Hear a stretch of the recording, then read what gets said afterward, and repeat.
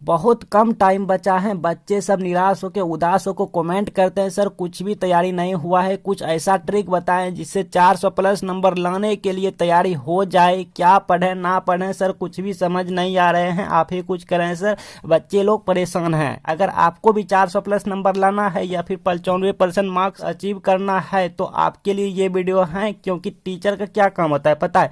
Teacher का काम होता है भूखे को दाना देना और डूबते को रस्सी देकर उन्हें बाहर खींचना। ठीक है, तो यहाँ पे हम आपको बता जाएंगे कि बहुत कम टाइम में 400 प्लस नंबर आप तैयारी कैसे कर सकते हैं। अगर आपका कुछ भी तैयारी नहीं हुआ है या फिर आपको लगता है अंदर से दिल से आवाज आ रहा है कि नहीं मेरा तैयारी नहीं हुआ है, लगता है हम फेल कर जाएंगे या फिर हम फर्स्ट डिवीजन नहीं कर पाएंगे, ऐसा लगता है तो ये वीडियो आप ही के लिए है।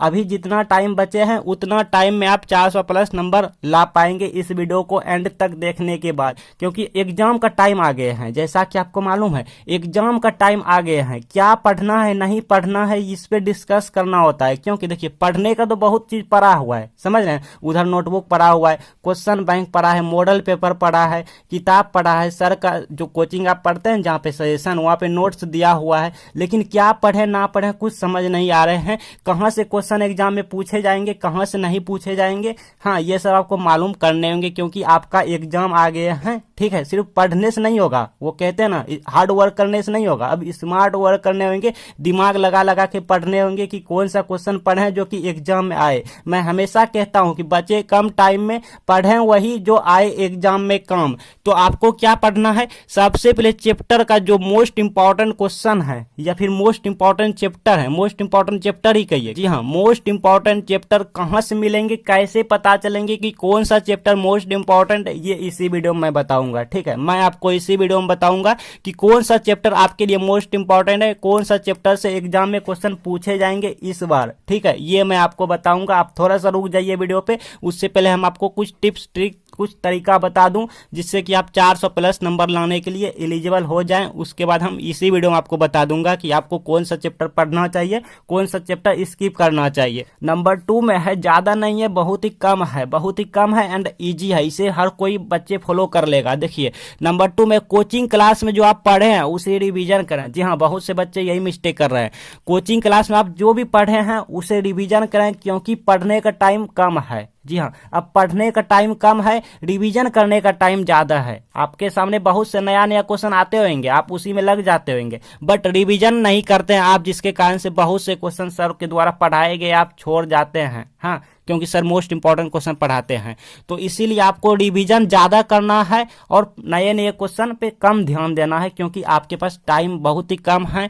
अगर आप पहले की क्वेश्चन रिवीजन करते हैं तो वो आपको जल्दी समझ आएंगे नए क्वेश्चन के अकॉर्डिंग। अच्छा, आगे हम बात करूं तो यहाँ पे देखिए, यहाँ पे क्या है, model paper and question bank को पढ़ें। जी हाँ, बहुत से बच्चे को देखते हैं कि मॉडल पेपर के पीछे नहीं जाता है, क्वेश्चन बैंक के पीछे नहीं जाता है, तो उसको मॉडल पेपर और क्वेश्चन बैंक हमेशा पढ़ना है, इसको छोड़ना नहीं है क्योंकि यहीं से क्वेश्चन बनते हैं। बहुत से बच्चे कहते हैं sir model paper question bank में क्या अंतर है, तो देखिए क्वेश्चन बैंक से ही मॉडल पेपर बनता है। मतलब इसमें जो भी क्वेश्चन रहता है, क्वेश्चन बैंक में जो प्रीवियस ईयर में जो भी क्वेश्चन रहता है उसी से मॉडल पेपर में क्वेश्चन रखे जाते हैं। लेकिन कुछ ही क्वेश्चन मॉडल पेपर में नए क्वेश्चन आपको देखने को मिलते हैं। ठीक है, तो इसीलिए आपको दोनों को पढ़ना है क्योंकि अगर ये पढ़ेंगे तो ये तैयारी हो जाएंगे, लेकिन इसमें कुछ क्वेश्चन नए क्वेश्चन भी घुसाते हैं मॉडल पेपर जब छापते हैं, तो इसके लिए दोनों पढ़ना है, मॉडल पेपर और क्वेश्चन बैंक दोनों पढ़ना है। और सबसे बड़ी गलती जो कि हर बच्चे कर जाते हैं, मैं देख रहा हूं हर बच्चे करते हैं, नाइट में क्या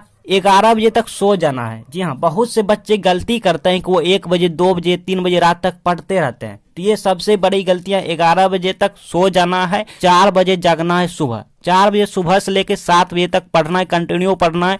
ऐसा नहीं कि 4 बजे जग के थोड़ा सा पढ़ लिया फिर सो गए फिर जग गए, तो ऐसा नहीं। आपको 4 बजे जगना है, फिर सोना नहीं है। 4 बजे जग गए तो उसके बाद सोना नहीं है, लगातार 4 से 7 घंटे पढ़ना है। मैं इसीलिए बोल रहा हूँ कि ये 3 घंटा आपका दिन के 10 घंटे के बराबर हो जाते हैं, समझ रहे हैं ना। इसमें पढ़ना क्या है, इसमें लिखना नहीं है, सिर्फ पढ़ना है, याद करना है। जी हाँ, सुबह आपको सिर्फ याद करने वाला चीज ही करना है, लिखना नहीं है। और इसके लिए आपको 11 बजे सोने होंगे, तभी आप जग पाएंगे 4 बजे। अच्छा, बात कर लूं मैं कि मोस्ट इंपॉर्टेंट चैप्टर कौन कौन सा आपको पढ़ना है। अगर हम मोस्ट इंपॉर्टेंट चैप्टर की बात करें तो 12th मैथमेटिक्स में inverse trigo function, I mean प्रतिलोम त्रिकोणमिति फलन, और डिफरेंशिएशन यानी अवकलन, इंटीग्रेशन यानी समाकलन, ये 3 चैप्टर हैं 12th मैथमेटिक्स में मोस्ट इंपॉर्टेंट चैप्टर। तो इनको छोड़ना नहीं है, इनको पढ़ना है, ठीक है। इसी से आप फर्स्ट डिवीजन आ जाएंगे यही 3 चैप्टर से। अगर हम फिजिक्स की बात करें तो फिजिक्स में यहाँ पे विद्युत धारा एंड परिपथ, इलेक्ट्रिक करंट एंड सर्किट, ठीक है।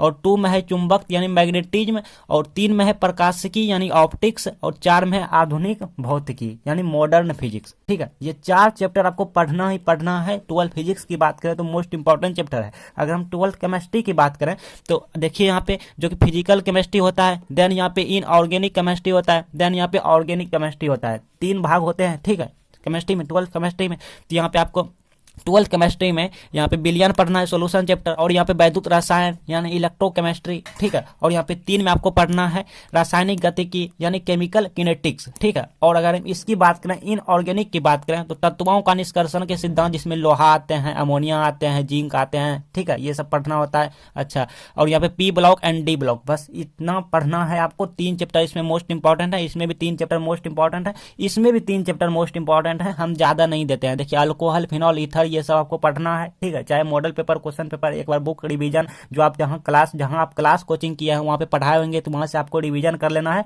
इसे ऑब्जेक्टिव से पूछे जाते हैं एल्डिहाइड, कीटोन एंड कार्बोक्सिलिक अम्ल से, ठीक है। एमीन, बहुलक, ये सब छोड़ना नहीं है। और आपके सामने यहाँ पे मोस्ट इंपॉर्टेंट प्ले लिस्ट आ रहे हैं, इसमें जाके सीखिए कि बोर्ड एग्जाम की कॉपी क्या है, लिखने की सही तरीका। अगर आपको मैथमेटिक्स में कुछ नहीं आता, फिजिक्स, केमिस्ट्री या फिर जो भी आपका सब्जेक्ट है उसमें कुछ नहीं आता, तो ये वाला यहाँ पे प्ले लिस्ट है, इसमें आप जाके सीखिए।